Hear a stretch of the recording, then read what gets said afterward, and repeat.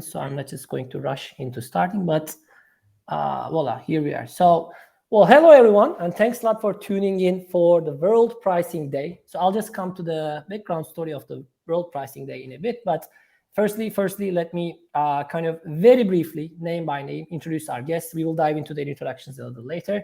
So we have Sara-Marie from Sara-Marie Gansert from Pricefx, and we obviously have Tim Ajay Smith from Wiglaf Pricing. I think both of our guests don't need much of introduction, but we will still do that for formalities. But before we diving into our guests and our experts' opinions on some like deep dive and also a little high level pricing questions, I would like to start with the actually background story of this World Pricing Day. Like this one is the second World Pricing Day that we have been celebrating today. So it honestly all started with a very, very brief tweet. I think I tweeted, or one of our marketing colleagues tweeted 2 years back on 9.9, which is like September 9th. Because I think just recently published a psychological pricing post a few weeks back. And we always just spoke about this, odd pricing, ending, with, digits like 9 and so on. So when we just saw the calendar saying 9.9, we thought, well, it looks fun. It's like World Pricing Day. And that tweet got some very, very high engagement. And we thought, well, this can be maybe more than a joke. A year later, which is like last year, we decided to hold the very first World Pricing Day event, and it also got great engagement. So this year, we just didn't want to skip the opportunity, and we decided to hold another event, like a fireside chat with two great guests today. Like I said, Sara-Marie and Tim. And today's actually like format will be, like I said, a very brief, a fireside chat, casual chat, which aims at bringing together pricing enthusiasts all around the world to kind of celebrate today. Maybe by just tuning in for 30 minutes, 40 minutes, we'll see how it really goes. But the whole idea is to emphasize the importance, fun, and all the nice stuff about pricing. And I think I have the great guest to really make sure that it's a reality. So let me maybe first introduce myself, because I will be speaking less during the rest of the I really have hard time speaking less all the time, but I will try to cut myself. So I'm Burc, and I'm the CEO and co-founder of Pricing, which offers e-commerce pricing optimization solutions to hundreds of merchants from more than 60 countries. So obviously, I got into pricing because of my company. It just kind of became a passion. So I am kind of cheesily, I would say, called the e-commerce pricing guy on LinkedIn. So if you would like to also find me that way, feel free to do so. But I think enough for me, and I would like to firstly introduce our first guest, Sara-Marie from Pricefx. So Sara-Marie, please introduce yourself, and thanks a lot for being with us today. Hey, yeah, so thanks for having me. Really excited to take this opportunity today to celebrate World Pricing Day with you guys. So yeah, I am solution strategist at Pricefx. I have a background in pricing. I've been working in the pricing space for several years now. And I would also say that I have a personal passion for this topic. I think you kind of need to have this if you're working in the space for, let's say, more than 2 years. It is quite special, but it's such an interesting space, and I just got stuck. I worked as a pricing manager and now working as a pricing consultant with Pricefx, and I really get to know very many different companies, their challenges in pricing, and with my background of being hands-on in the past in pricing, it is really so much fun to learn about what's going on in the pricing space, what's going on in the different businesses, also what are the constant challenges that they are facing, and trying to help them solve those challenges, trying to navigate them through help them navigate through the space, and support them also with how to face all of those challenges using pricing software as well, of course. Yeah, cool. Well, thank you. And Tim, please go ahead. Like I said, I think people who are tuning in don't need much of introduction for you, but let's again apply the formalities. So please introduce yourself. It's nice to meet you, Sarah, by the way. Tim Smith from Wiglaf Pricing. Pricing. I have written textbooks on pricing. I actually have this one at home. Management books on pricing. Yeah. And more recently, I've been writing something I call the Pricing Spinometer. The Pricing Spinometer looks at companies and says, are you actually ready and capable to do pricing at the level you need to. And my sample size is small. And I've only gone through 50 companies so far, but there is a correlation of about a 70% higher growth rate between those that I rate at 5 and those that I rate at 1. So apparently, this has a real impact. And when I say growth, I'm talking market capitalization. I'm talking about real money for real investors. Pricing makes a difference. So I'm always shocked when I meet CEOs who says, it's out of our control. It's, administrative problem. And yet they say this. It's amazing. Wouldn't you say, Burc? Yeah, agreed. Totally agreed. Yeah, I come across such CEOs most of the time. And I can also compare the ones who succeed more versus them. So yeah, that's a sad story, but that's a story. True. Yeah. Okay, cool. I actually have just seen your recent work on TE connectivity on this 5 out of 5 thing. What was it called again? Pricing spinometer. Spinometer. Although some people like to call it a spinometer. Okay, yeah. But I call it a spinometer. Cool. Nice naming. Yeah, cool. Measures the vertebrae. Yeah. Absolutely, cool. Well, your intros both kind of maybe respond to this question, but I would like to dive a little deeper. So maybe starting with Sara, would you mind telling us how you really got into this field? You just said that you actually started working at companies, but how did you really get into it? And how did you use the word, so I'm going to repeat it. So how did you feel really stuck in that, and where does this passion come from? It's not like I ever in my career decided that I would want to end up in pricing. I think there are not many people out there which dream of a career in pricing when they grow up or whatever. Like you want to be a firefighter or you want to be a princess or whatever, but rarely there are people that want to become a pricing manager. So I actually ended up being a pricing manager just by sheer accident luck, to be honest. It was just a career opportunity that opened up on my way, and I was let's say open and brave enough to take it without really knowing what that would mean for my personal career, for whatever I'm going to learn throughout that years. And I really quickly learned that pricing is something, as we already said, which is really important to most of the businesses, like to all of the businesses. Not all of them realize it yet.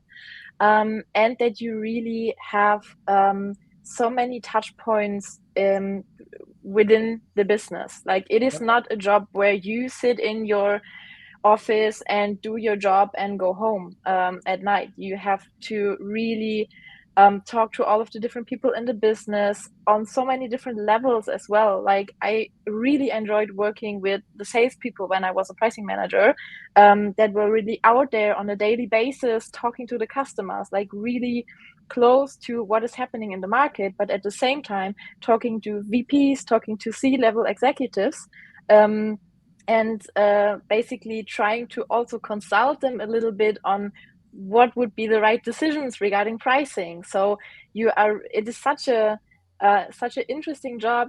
It's so diverse, and you get to learn a lot during that phase. So I think that's why I kind of got stuck to the space. Also, it's a nice mix of being in a position where you get to talk to people, but you also get to do a little bit of the nerdy stuff. I agree on the nerdy stuff. I'll also come to my actually origin story on pricing, which is very, very actually similar. But let's also hear about Tim's story on this. So I went to the University of Chicago, got a PhD in quantum mechanics, studying the application of quantum mechanics to nanostructures and trying to make them be under control, optimal control. I finished up that degree and entered the real world, and I realized quite quickly that very few people needed the quantum mechanic. But before I studied physics, I was always a salesperson, and I got a job teaching marketing at DePaul, and I sold. And then I finally realized that sales and math equals pricing. So I went into pricing. And when I wrote the textbook Pricing Strategy, I had already studied option swaps, futures, and other financial derivatives written by Hull. And I wanted to write a textbook that provided as much clarity to people in pricing as Hull wrote for options pricing. And that was the goal, and I did it, and now it's used. People read it sometimes. Yeah, I won't hold you accountable, okay? No, we totally read it. And I think you just showed them real quickly. So maybe at the end of, because I would like to wrap up the session, if I don't really forget, with the enthusiasm of speaking, the event, the chat, by maybe sharing a few recommendations to folks who are interested in joining kind of into this career path. So I think your books could be really good guidance for them. So maybe at the end of the session, we can keep them a little longer on the camera rather than just actually quickly showing and moving back. I think that could really help. But I'm not really going to answer all the questions that I will also ask, but I would really like to also share my actually like pricing origin story, which is, like I said, a little similar to Sarah's, which was also sheer luck. Because I actually graduated from industrial engineering, so it's slightly related. Obviously, it involves operations research, optimization, this and that. But I actually was recovering from another failed tech startup before I just started pricing with my co-founders.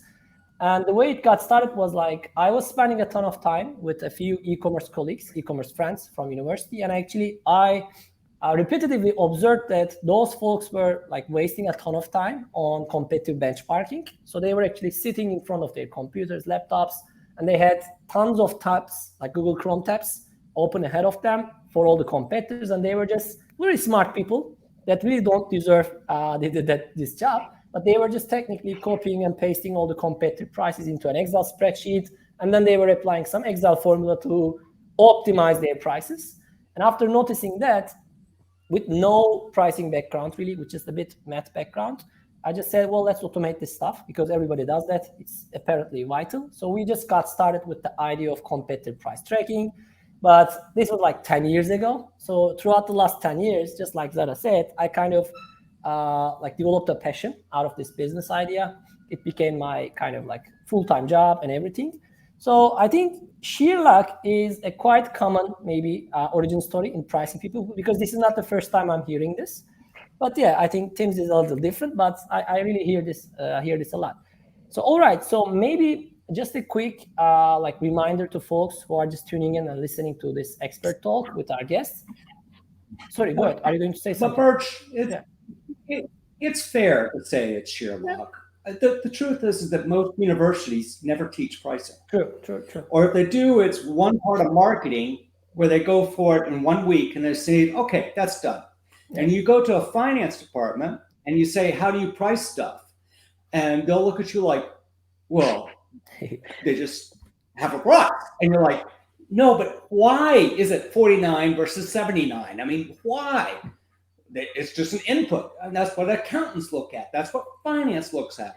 The only people who actually ask why something is priced are the economics department, and the first thing they'll tell you is that elasticity is impossible to measure, so don't bother.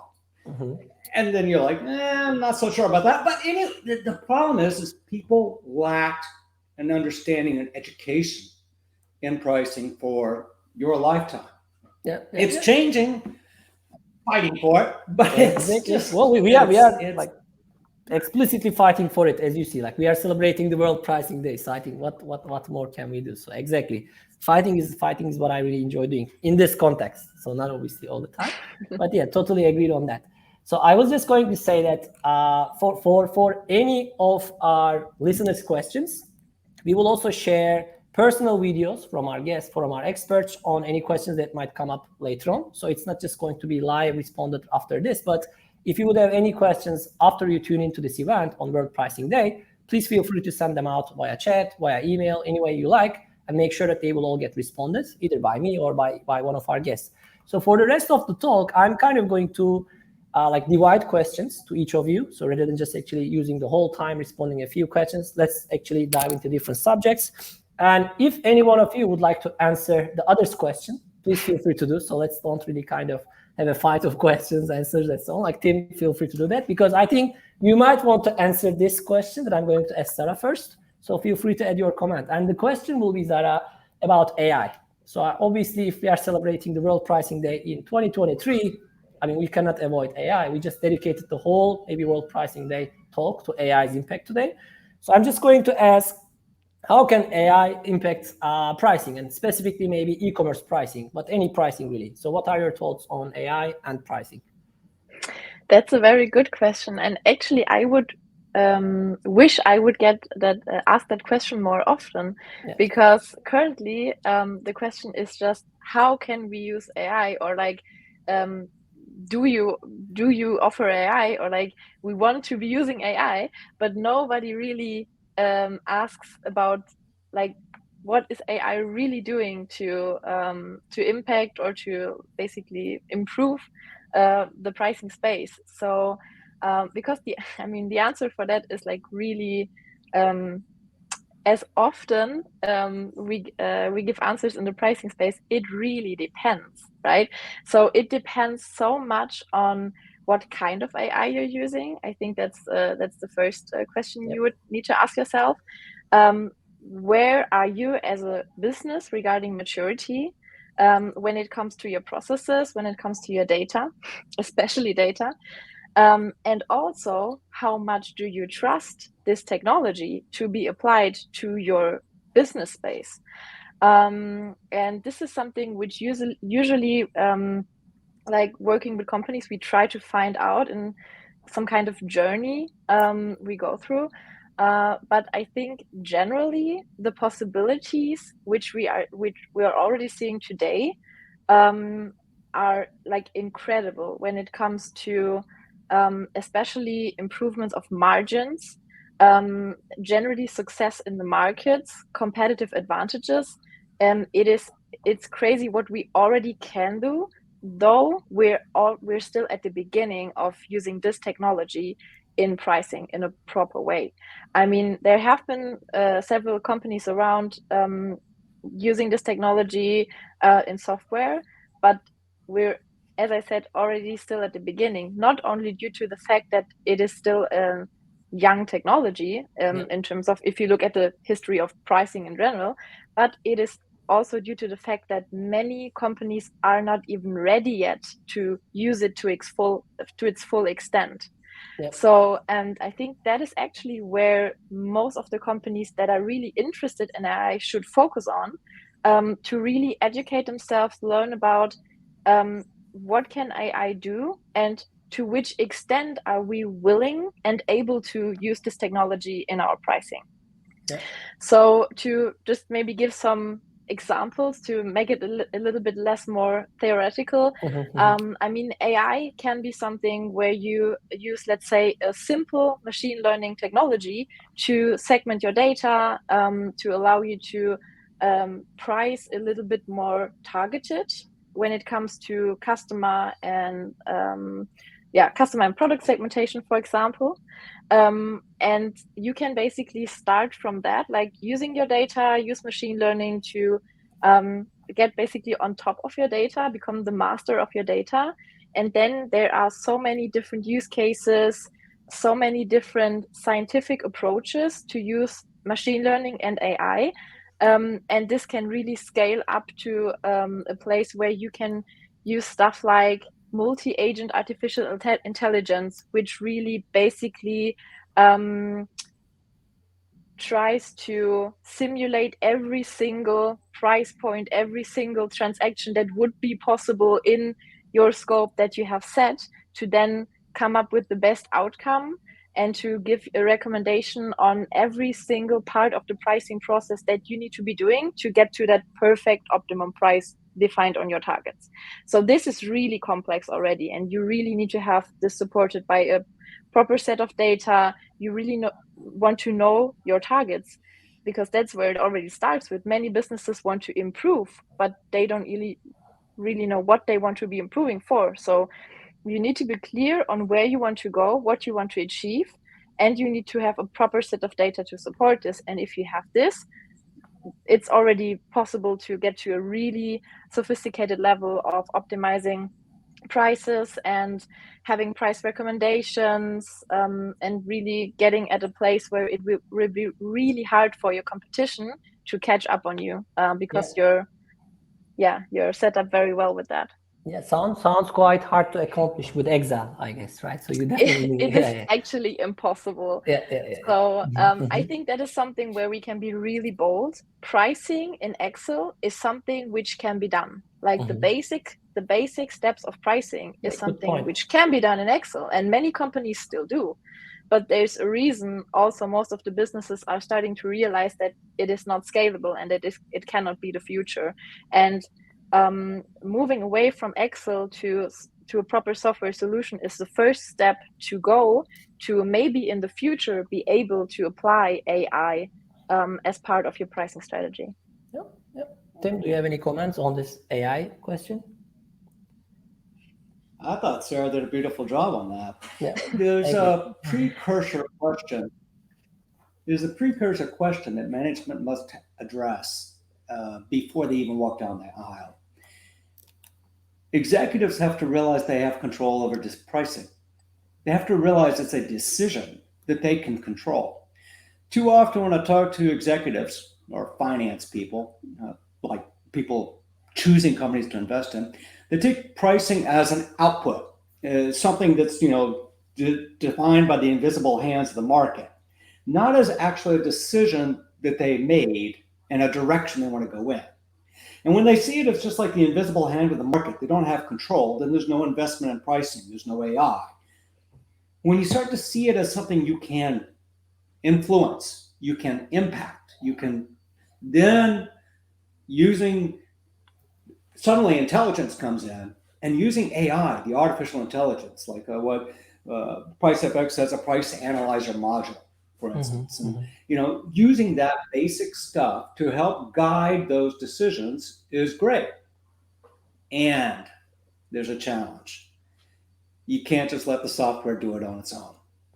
It's one of the things we found a way of talking about ChatGPT is they have hallucinations, right? Yeah. It just makes up stuff. Same, unfortunately, with AI applied to pricing. And you have to actually have a humans interact with the data and make decisions and say yes and no. It's not just simply an automation. It's reasons why I prefer to call it intelligence augmentation than artificial intelligence. However, I've lost that game, so I'll take whatever term we want. Yeah, tough game though. Yeah, marketing basically won on this game. Exactly. Yeah. Everyone agrees on the same buzzword when it comes to this, but I think, Tim, you're totally right. And data is invaluable without context. No artificial intelligence or no machine, however you want to call it, is able to make sense of data without any context. And it's not enough to just throw data at a machine or at an algorithm and expect the perfect answer to get out of it. You need someone to put this into context, and you need someone who is aware of where you're coming from, where you want to go, to also give this as an additional input to the sheet, like the raw data, let's say.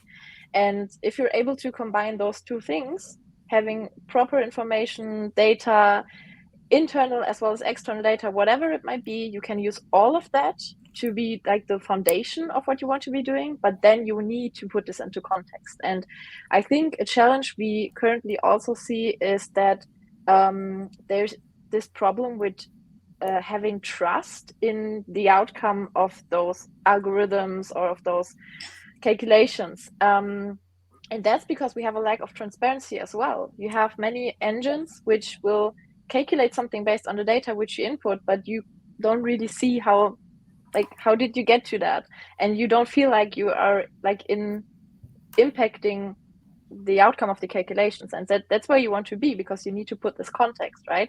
So yeah, totally, we need to have someone on top of this.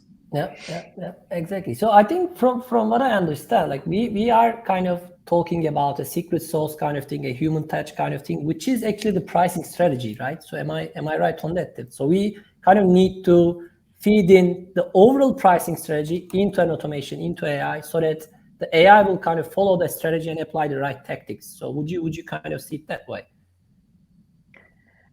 I think Yeah, I mean, it is basically mostly you need to define what are your targets. Like, do you want to optimize your like pricing levels? Do you want to optimize your margins? Like, what is the business outcome that you want to be achieving with using AI? Then you also need to define what are the constraints that you have from your business side. I mean, if you leave it to the pure calculations, the outcome could also be sell one of your products for $1 million. Hallucination, basically. And you're done for the year, right? Yeah. So of course you need context, and that's the basically, let's call it business constraints or pricing strategies that you need to input into such engines as well, to make sure that they stay within the context of your business, and within that context they will then give you a proper outcome. Yeah. So I think on pricing strategy you might have like a few that. words to say, Tim. Yeah, go ahead, please. I like that, Sarah. And what we're talking about here is why AI is not going to replace people. Yep. And you need the people. And they can't just be administrators who type stuff in and get stuff out. You know, the geeky part is part of pricing, and we love it. But it's more than that. It's people and convincing salespeople that, yes, you actually can get this higher price and then you won't lose the customers. Convincing finance people that this is the right price. I know it's below your target margin, but that's the price you're going to sell and maximize your profits. You have to convince people, and that's a person issue. That's what led to the pricing spinometer work that I'm doing now. I'm looking at the people. Do they have the people? Do they have the skill sets? Do they have the capability to actually execute upon this stuff? The software is great. And Sarah, I think we both have seen people implement software and never use it. Yeah.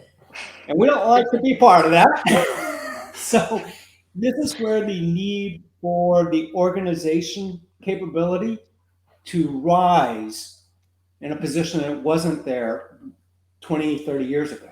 It's a change in mindset of executives that we're striving for at this stage.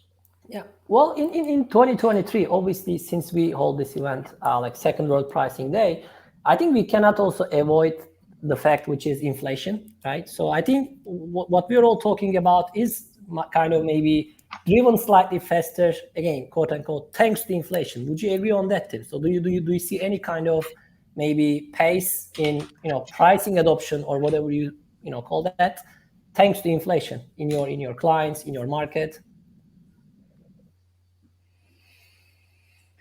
I don't know if I'd say that. I'll point it out this way. I was reading the Financial Times, and the Financial Times talked about a company that had a 10% increase in price, but they lost 2% of their volume, and this is going to destroy the entire business. And you look at these, they point out all of these areas where people are raising prices, but losing 1 or 2% of volume. And all the executives and the finance people are all asking, are you going to lose this? Now, anybody with the freshman level of economics knows that if you raise prices and you improve revenue, you're pricing in the inelastic range. You're supposed to keep raising prices. That was the mindset challenge that executives need to move forward into. Okay. So do you also have any particular thoughts about inflation, Zara, in your client base, in your actually like business communication? Do you see it kind of driving some more interest into pricing software? Any thoughts further on pricing? Do you see that kind of trend? Because that's what I see, and that's why I'm obviously asking. Yeah. So to be very honest, I don't see inflation driving interest in pricing. I see it driving pressuring companies into taking a look at pricing or pricing software. Often this is not the best place to be to start looking at how to improve something if it's already going very bad. Like I have been talking to a few companies recently which said we are currently losing margins every month and now we need to do something about that. I mean, of course, we will be able to help them and we will be able to get them back to the point where they will be increasing margins again. But in the best case, you don't wait as long as when you get to the point that you're already losing money to start improving your pricing strategies and to start like rebuilding your pricing processes and everything around this organizationally wise. So it does have an impact, but it also like rushes companies to make decisions in pricing. And I always try to still communicate them that it is really good that they're now looking into pricing software, etc. But they still need to take the time to do it properly, because if you rush for a solution and it is not the right thing for you, you will just keep losing money, and the end you spend something on top of that. So and I think that is always the challenge, to stay calm enough in these times of high pressure, losing margins, like getting in a critical position with your business and still taking the right decisions. Yeah. Easier said than done, I would say. But yeah, totally agree. Makes a lot of sense. Sorry, go ahead. So, Burc, it also has to do, I think, with the area that you are exposed to more in Prisync. By working with mostly e-tailers or people who need to find the prices of competitors. In the last 3 years, prices at the retail level, at the consumer level, have gone up dramatically. 10% inflation was not considered abnormal. Now, if I'm Unilever or if I'm Kohler or Moen or somebody else, I want to know those prices of my competitors faster so I can move mine up with them. Whereas Sara-Marie, I'm not going to like put you in a box, but Pricefx works a lot more with industrials. True. Where the finding prices of competitors is a bit more difficult. So you're not completely in industrials, but so it's a different, in the industrials, when I talk to people in pricing, price over the inflationary period was like crack cocaine. I mean, it's just like, raise it, simple answer, and they could just do it. So they did not have, in certain businesses, a pressure to invest in pricing capability in software. They just had a pressure to raise prices, and it worked. And so they said, let's do it again. We're now that we're coming out of high inflation, we're hitting what could be a recession, especially in Europe. Sorry. Turkey, I know you got a weird thing with your inflation, so I'm not going to touch that. Yeah, we are a lab. We are an economics lab. I admit that. Yeah. But this upcoming business cycle is going to put pressure strongly on businesses to distinguish their pricing capability, both in terms of software and peopleware, wetware. I think we're looking at a momentum change in the next 5 years. And I'm saying that because we've had people who actually are trained in pricing for the first time on the planet, right? Yeah. We have a need. Some executives acknowledge the need, others don't. I accept that. And we have an economic environment that says, if you don't do it, you go bankrupt.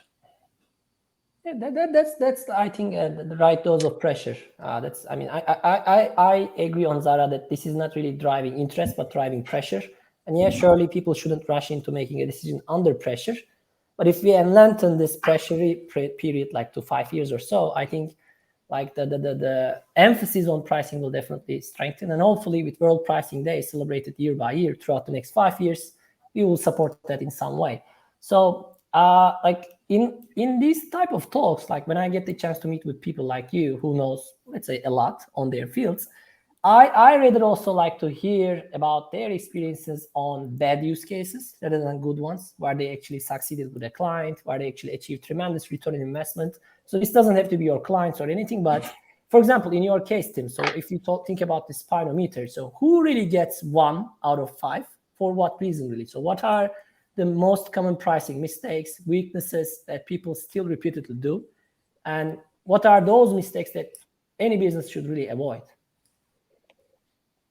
So I was looking at the report given by Snap-on CEO. Snap-on makes tools usually used by mechanics fixing cars. Okay. That's a decent example of what Snap-on is. The CEO had a toolbox that was flying off the shelves. And so he was going to build a larger plant to make more of these toolboxes that are selling really well. And he keeps increasing the discount on them.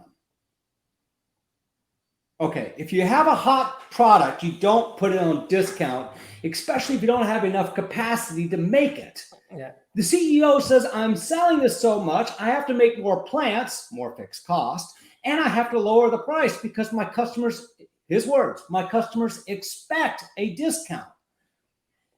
And the guy is basically running his business in a manner that's going to lead to bankruptcy. And we've seen this. JCPenney in the States, a few examples in Europe too, whose names slip my mind.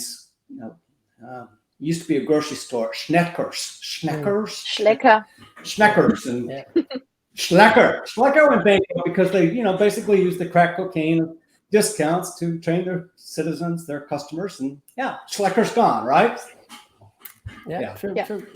That's a one. The CEO is oblivious to the idea that he has pricing power, or she, oblivious to building a pricing capability. The two usually is where the CEO says pricing's important, but didn't do anything about it. Okay. But when you're up at the 5 level, you have a pricing team, you have pricing software. Pricing people are not just administrators. They're not just simply in the title of manager and analyst. You actually get vice presidents of pricing. And you need a vice president of pricing because that entity, she has to talk with her peer on an equal level in finance and in sales and in marketing. I mean, there's one example of a client where pricing was not involved in the new product development cycle. It's like, that's an easy fix. You just simply say you're required to check with pricing before you start developing the product. Simple stuff. And this requires pricing capability beyond simply an analyst with a piece of software. Yep. It requires an organizational capability. Yeah, I think this is not mostly like stated. I really like that, and it's really refreshing for me because I think since we are too much into tech, we always think about tech capabilities, the software in use, etc. But I really like the fact that Tim just really emphasized the people, like human side of the, let's say, capabilities, which is at least from what I see, not commonly mentioned. So it's, I think, a very refreshing thing. Like, given the fact that we are talking about AI's impact today, I really like that we are pro-humans. Which is always nice for us humans, I think. So it's great news. So Sara, do you also have any such kind of like pricing horror stories, pricing very, very like visibly seen mistakes? I mean, there are so many good and bad stories in this pricing space. I don't even know where to start. I mean, when it comes to using software, I have like there are so many different examples out there. I mean, I of course know the ones from Pricefx very, very well, where companies just would, I don't know, get their return on invest on a product within already 6 months. They would increase their margins significantly right with the start of the product. Like, it is, I think the main thing about success stories, especially when it comes to the software space, is that you get to the value really quickly. Like, the moment you can start using the tool, it generates value for the companies that are using it. I mean, I personally, working in pricing as a pricing manager, also encountered situations where, and I think this is really similar to Tim, what you said, pricing was just not part of any decision process. And from the pricing perspective, you would just wonder, like, what are they doing? Marketing would put promotions out there without talking to the pricing department. Like, I mean, I think it's not hard to understand that if you work like this as a business, not putting pricing as the central thing in your organization, you cannot be successful, especially not on the long term. And also what I have seen is that if you are not aware what is going on regarding pricing in your company, you tend to easily frustrate your customers, whether it be B2C or B2B, because you want to be having a proper either relationship if it's in B2B, or you want to be like a trustful brand out in the market, but you cannot do that if you don't have a price which is relatable for your customers. I don't even say consistent on purpose, because this is not really where we're moving at this point. Even in B2B space, prices are not as consistent anymore as they used to be. And in e-commerce, I think we don't need to discuss that. This is like the volatility is going crazy, but you need to be relatable in some ways. And you cannot do that as a business if you are not focusing on pricing. Yeah, fair point. Okay, so I think like we are about like 40 minutes into this chat, which I would like to like maybe take into an hour or so. But since we have kind of like this 45 minutes like bracket, I would like to kind of end the talk from where Tim like briefly mentioned like 5 years time horizon. I really like that part. So Tim, would you like to give us a glimpse of the future of pricing? So what are we really going to talk about in the next year's World Pricing Day, 2 years later, 3 years later? So what do you really expect to see in the future of pricing, other than AI, obviously? By that time, AI will be more of a war story discussion than something new. It's definitely on CEOs' minds as well. I do expect you to find more people with the title of Vice President of Pricing and adding value to their businesses out there. You look at the CEO of Republic Services, and I think also Waste Management. Who are they? They're garbage collectors. They collect the garbage in the United States, and then they put it in a giant pile and let it rot. All right? They're garbage collectors. They have like 150 people, both companies, doing nothing but pricing. And the CEOs were pricing people before they became CEOs. We are going to be looking at pricing not being an afterthought, and rather it's being part of the business process, the business performance, an expectation of delivery. I may or may not see that on financial reports, because certain companies will never talk about pricing on the financial reports, and then other companies will. But I do expect to see titles like Chief Pricing Officer. Part of it also is pricing is not finance. It's not marketing. It's something different. And as it becomes its own thing, it will get more impactful. Yeah, great point. So Sara, do you also have any thoughts on the future of pricing before we wrap up? I mean, I love the vision Tim created on pricing being in the center of focus and getting more important for businesses. I think I kind of already see a little bit of this evolution, let's say, when it comes to people in the businesses. So I also feel like I'm talking more and more to people who have like a higher visibility in their businesses when they're working in pricing, which is a lot of fun to see. And I totally agree that it will become more impactful. And also, I am pretty sure that businesses will, like you will, in the term of the upcoming years, be able to see who is working with their pricing strategies, people, software in a proper way, and who's not. Because currently, or maybe a few years ago, the competition would be around who is able to better manage their prices in Excel. Now you will see the difference between companies who are really actually investing resources in improving their pricing processes, improving their prices, optimizing prices, and the ones who do not, because the gap will open up. And you will see that regarding competitiveness, regarding success when it comes to targeting their customers, when it comes to optimizing their margins. So I'm pretty sure that will be something we will be seeing in the upcoming years. Cool, great. Well, I think I was not really planning to ask this, but just again, before we wrap up, since I really enjoyed putting people into the center of the conversation in a session which has the title AI's Impact, I would like to maybe ask you one final question, which is really relevant because, you might know or you might not, but most of the listeners, not most, but many of the listeners of today's chat will be from like universities. So like students who are actually in business or, maths or different departments. And also like junior people who are just 1 or 2 years into their career, who are still trying to find their way. So those people really might benefit from your career advice in the context that if they would like to get into pricing. So for example, if they would like to become this VP of pricing that you kind of envisioned, Tim, what are the best advices that you would give to them? So obviously they need to read your books, Tim, but what are the other advices that comes to your mind? Maybe you can start. Quick networking.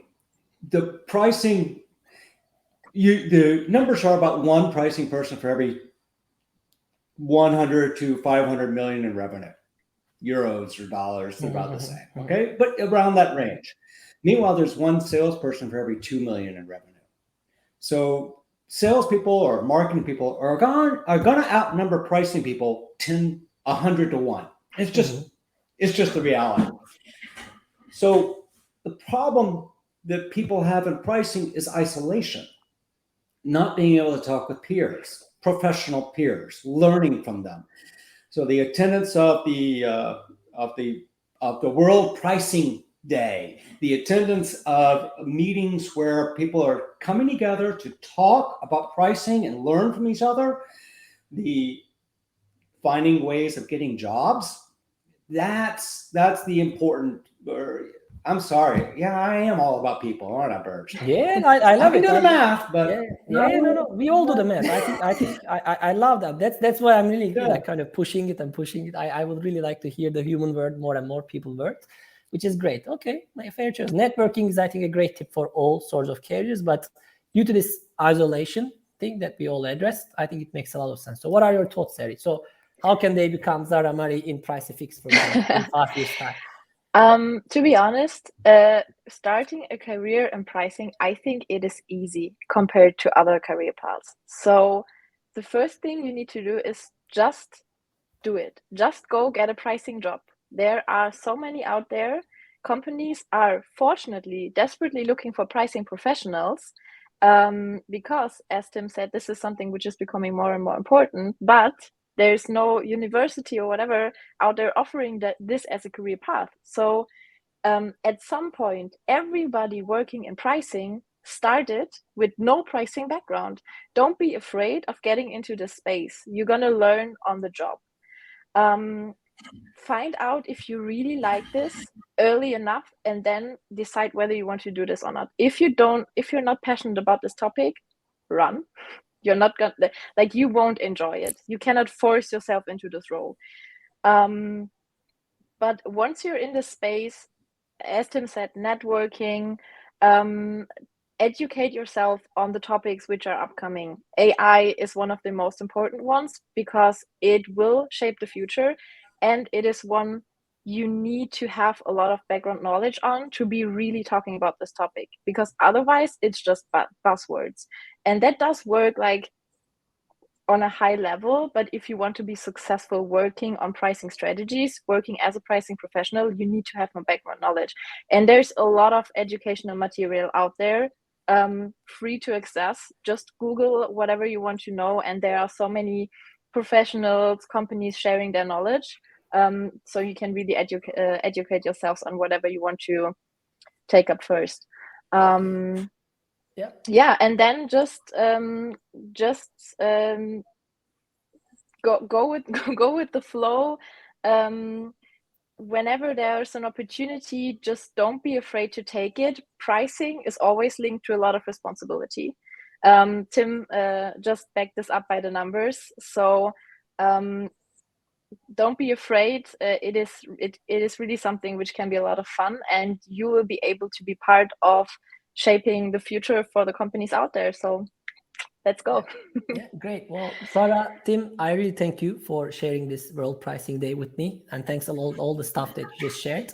would you like to maybe add final thoughts for today? And then we just actually thank everyone who just tuned in.